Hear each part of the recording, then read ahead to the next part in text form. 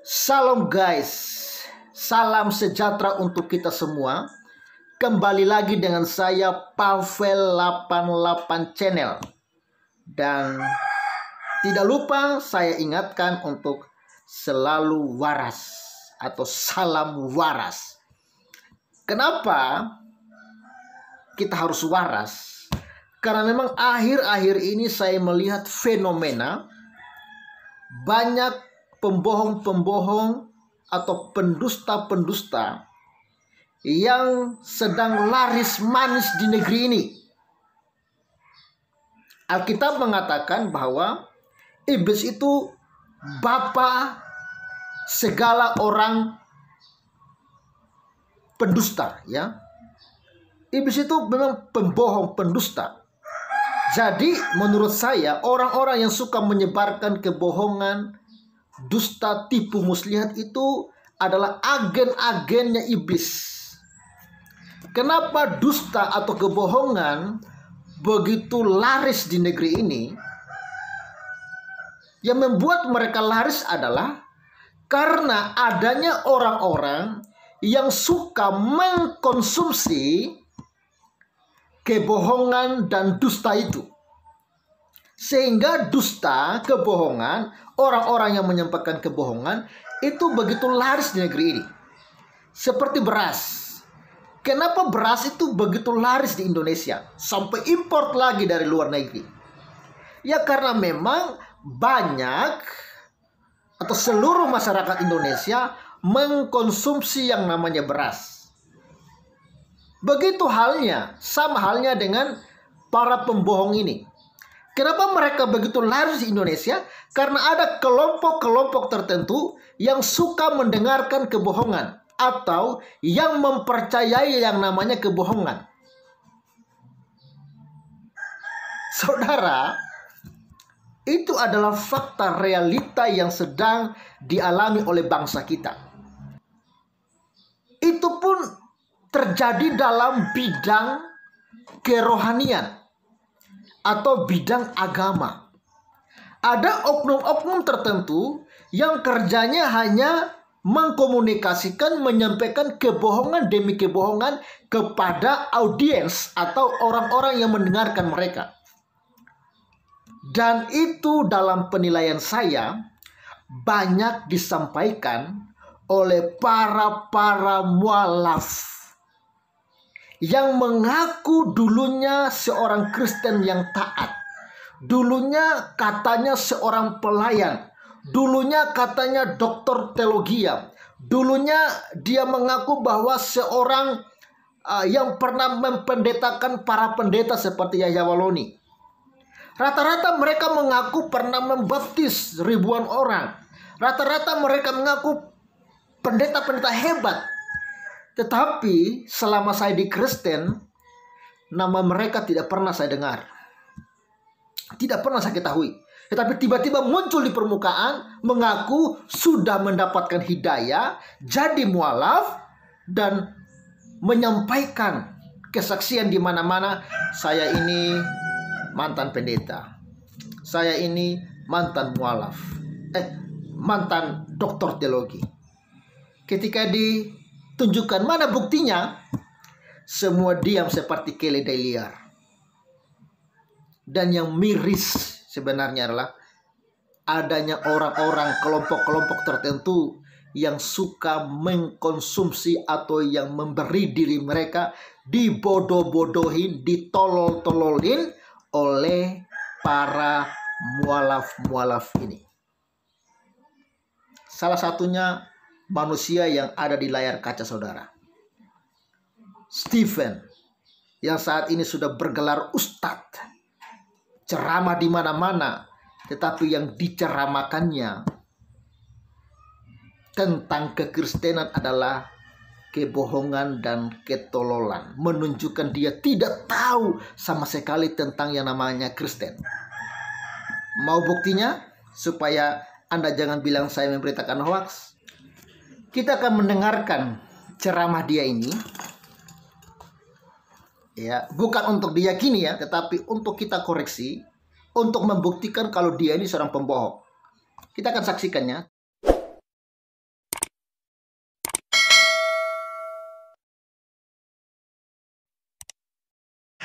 sekarang saya ada di sini. Saya lahir di keluarga Katolik, keturunan Tionghoa. Oke. Garis bawahi, dia mengatakan lahir dari keluarga Katolik, turunan Tionghoa. Bukan ini yang mau kita persoalkan, tetapi ada hubungannya dengan ini.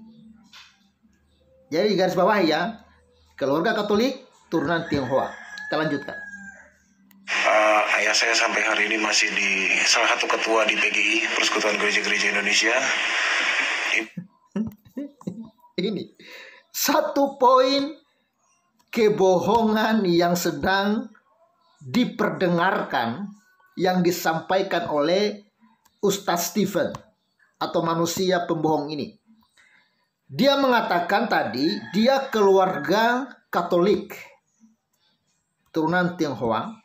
Tapi keanehan yang menjadi kegoblokan dia adalah dia mengatakan ayahnya salah seorang ketua PGI, Persekutuan Gereja Indonesia. Kalau saudara baca di Wikipedia, Persekutuan Gereja Indonesia itu hanya khusus gereja-gereja Protestan. Sama sekali di dalam itu tidak ada yang namanya gereja Katolik. Gereja Katolik mereka memiliki organisasi sendiri. Karena di Indonesia Katolik dan Protestan itu berbeda. Agamanya beda. Jadi gereja Protestan perkumpulannya atau organisasinya adalah Persekutuan Gereja Indonesia atau PGI. Bagaimana mungkin seorang Katolik yang bukan siapa-siapa bisa menjadi petinggi PGI? Ini nonsen, ini tidak masuk akal, ini kebohongan yang sedang disampaikan oleh Ustadz Stephen.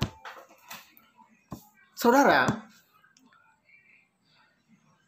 dalam pengamatan saya rata-rata biasanya yang menjadi ketua PGI itu selalu dari gereja HKPB. Kenapa? Karena gereja HKPB merupakan organisasi sinode terbesar di Indonesia. Makanya kalau pas pemilihan ketua PGI, pasti mereka yang akan menjadi ketua PGI. Makanya namanya selalu Batak-Batak ya, orang-orang Medan. Kenapa ya? Karena memang organisasi HKPB terbesar di Indonesia, otomatis mereka menjadi ketua PGI. Jadi gereja-gereja yang organisasinya kecil-kecil itu, sedangkan jadi pengurus pun enggak. Lalu bagaimana mungkin seorang Katolik yang entah tidak dikenal siapa dia, kenapa bisa jadi pengurus petinggi PGI? Ini kan tidak masuk akal. Tetapi ini dipercayai oleh orang-orang yang tidak bisa berpikir dengan waras, atau yang tidak tahu sama sekali tentang organisasi kekristenan. Termasuk Stephen ini sebenarnya dari perkataan dia saja, dia sama sekali nol tentang organisasi PGI. Jadi saya ragukan status dia ini yang katanya pernah membaptis ribuan orang. Bahkan ketika dia mau masuk masuk Islam, ya, dia ditawarin miliaran rupiah supaya kembali ke Kristen. Ini juga kebohongan yang sedang dia sampaikan. Lalu kita lanjut. Kebohongan apa lagi yang sedang dia pertontonkan ini? Bu saya alhamdulillah sampai hari ini masih hidup, dan salah satu saksi hidup masuknya Tiberias di Indonesia, yang KKR gitulah ya, penyembuhan massa. Nah itu salah satu yang bawa ke Indonesia ibu saya dari Amerika. Ini lagi ketahuan bohongnya. Dia mengatakan bahwa ibunya yang membawa, salah seorang yang membawa sejarah, yang membawa Tiberias masuk ke Indonesia dari Amerika. Hoi tolol. Gereja Tiberias itu merupakan gereja yang didirikan oleh pendeta Pariyaji, yang notabene itu murni asli gereja yang dibangun, yang organisasinya terdaftar di Indonesia, dan satu-satunya di Indonesia waktu itu Tiberias didirikan oleh Pendeta Pariaji. Jadi bukan dari Amerika yang masuk ke Indonesia. Jadi Indonesia itu pusatnya Tiberias, mungkin cabangnya yang ke Amerika. Jadi bukan Amerika pusat lalu cabang ke Indonesia. Dan sepengetahuan saya kalau tidak salah, dulu gereja Tiberias itu merupakan pecahan dari gereja Betel Indonesia. Kenapa mereka pecah?